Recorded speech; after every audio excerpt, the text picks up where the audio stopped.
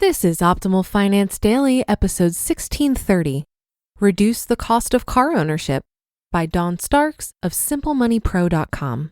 And I'm your host and personal finance enthusiast, Diana Merriam. This is the show where I serenade you with the sweet sounds of personal finance knowledge from some of the best blogs on the planet. For now, let's get right to today's post as we optimize your life. Reduce the Cost of Car Ownership by Dawn Starks of SimpleMoneyPro.com. In many places, public transportation is inadequate to get us where we need to be, making car ownership necessary. In the United States, at least, car ownership can also be a status symbol. Some families even maintain multiple vehicles for different purposes. But owning and maintaining a vehicle can be costly. According to AAA, in 2017, the average cost of owning and maintaining a new car was about $8,500 per year. The survey done by AAA included interest on a car loan, maintenance, repairs, fuel cost, and depreciation. Sure, you could decrease this ownership cost by buying a used car without incurring a loan. But don't overlook the cost to insure your vehicle, as well as any property tax and registration fees you'll have to pay. The point is this: cars are expensive to own, so some strategy is in order. Here are some things to do to reduce the cost of car ownership. Buy used. This is one you've heard before. Exercise caution when buying used, however. Knowing the fair value for the type of car you wish to buy is important, but so is making sure the car was maintained properly. A used car is not much of a deal if it turns out to be a repair nightmare. Buy new and own for a long time. Buying used isn't for everyone. Some people don't have the knowledge of cars to be able to spot issues when buying used. Buying a new car with a warranty provides peace of mind during the early years of car ownership. The key to making a new car purchase work out financially is to maintain the car diligently and drive that sucker forever. Compare the total cost of ownership carefully. Some cars are more expensive to drive when it comes to insurance, fuel, and the cost of repairs. The more specialized the type of car, the more it's likely to cost when it comes to repair it. New cars cost far more to insure than cars with a few years on them, and some car models require premium fuel, which will drive up the cost of ownership. Carefully consider your needs before choosing a car. Do you need a four-wheel drive car to get around in winter? Do you need a spacious back seat for your large family? How safe is the vehicle you're considering? This sounds like an obvious thing to do, but I will admit that I made a dreadful car choice once. Having an electric car was very appealing to me, but I neglected to test drive it up our steep, rugged driveway. The short story is that I only owned that car for a year. I was sad to let it go, and I was mad at myself for being so short-sighted when car shopping. Keep your car longer and keep it maintained. The longer you can drive one car, the better your average annual cost of driving will be. The caveat is that you keep it maintained. A car that is constantly in need of repair is unreliable, but it also drives up the cost of ownership.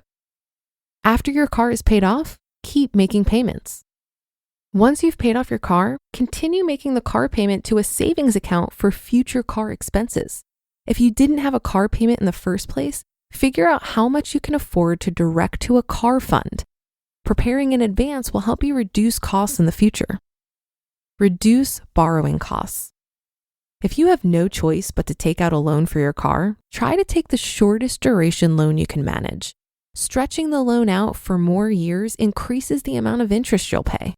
Once you have a loan, pay extra each month to reduce the principal as fast as you can. Buy within your budget. Don't buy more car than you need simply because you can't afford the payments. Ideally, you should take a loan for no more than 4 years for a vehicle. Agreeing to stretch a loan into 5 or 6 years gives you a false sense of being able to afford a more expensive car. The average time someone owns a car is just under 7 years.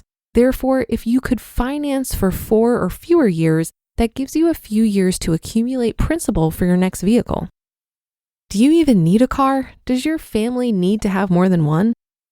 This is also where careful consideration and diligent research comes in. Depending on where you live and your ability to utilize public transportation, you might be a renegade and just say no to car ownership. You just listened to the post titled Reduce the Cost of Car Ownership by Dawn Starks of SimpleMoneyPro.com. Quick question. How has your 401k been performing? Does it seem like it could be better? Well, our new partner, Equity Trust, has answers. Equity Trust helps you unleash your potential as an investor with knowledgeable reps and technology to make this new experience easy. They offer administrative and custodial services for tax-advantaged retirement accounts and investor tools that allow you to easily diversify into alternative investments in the private market. Not many people know you have the power to take control of your financial future by investing your retirement account in areas that you're excited and passionate about. The secret to unlocking investment freedom is opening a self-directed account with a company that will allow these investments and knows how to handle them. And that's what you have with Equity Trust Company. So unleash your investing potential with Equity Trust today. Learn more and get started by visiting www.investorunleashed.com/optimal. That's www.investorunleashed.com/optimal. Thanks so much to Dawn for the great thoughts here around car ownership and reducing costs. It had me reflecting on the cost of my own car because for the most part, it's something I barely notice. I definitely don't spend $8,500 per year to own my car, but I think the main reason is because I set up my life so that I don't drive that much. I've only driven 20,000 miles since I bought my car 2.5 years ago.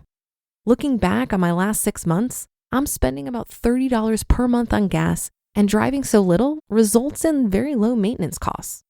So regardless of what car you decide to buy, how much you need to drive makes a huge difference. Also, I used Gabi to reduce my insurance costs earlier this year. I saved over $200 on my car and home insurance with Gabi, and that's gabi.com/OFD, and I highly recommend it. Remember to not just auto-renew your policy. Use a service like Gabi to find the best price on insurance when your policy is up for renewal. I'm saving money on insurance because I didn't buy comprehensive coverage. The value of my car simply doesn't justify it. I only paid $6,000 for my car and it has over 100,000 miles on it. I've read that a good rule of thumb is that you should have liability-only insurance if the annual cost of full coverage exceeds 10% of your car's value. At that point, the extra coverage might not be worth the added cost of paying for more than liability-only insurance. That all being said, I'm paying $27 per month for car insurance, and I'm pretty happy with that. When I was buying my car, I got permission to drive it to a third-party mechanic to make sure it was in good condition and to get a second opinion on how much the car was worth. I was able to tap a friend for this, but I've known others to spend around $100 to get this second opinion, and I think it's well worth it, especially if you're going to realize a huge savings for buying a used car. The other reason I got such a good deal, but also wanted a second opinion, is because my car is a rebuilt title, which means that my car was salvaged and then passed a state inspection before being sold to me. I hope this gives you even more ideas on how you might be able to save on your vehicle. And that's a wrap for another Thursday show. Have a great rest of your day, and I'll be back tomorrow as usual, where your optimal life awaits.